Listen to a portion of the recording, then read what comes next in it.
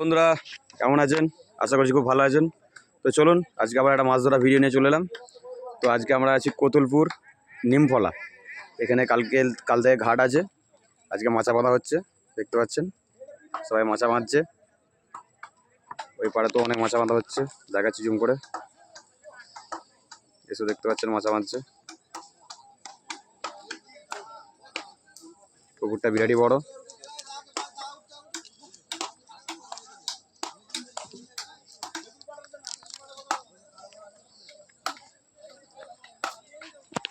তো বিরাটি এরিয়া পুকুরটা, 21টা ঘাট হয়েছে এখানে।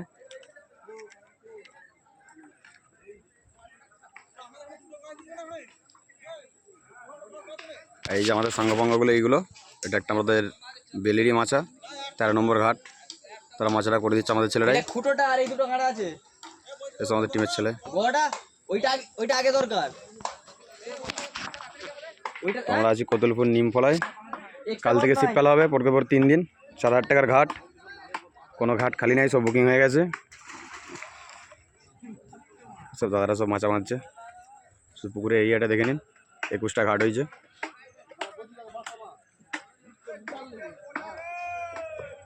এটা আমাদের মাছা।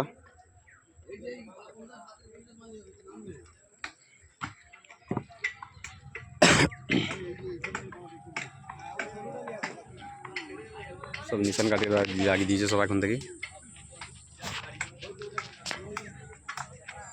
তো চলুন ভিডিওটা বেশি বড় করব না, কালকে দেখাবো মাছ ধরার ভিডিওটা, কার কেমন মাছ খেয়েছে।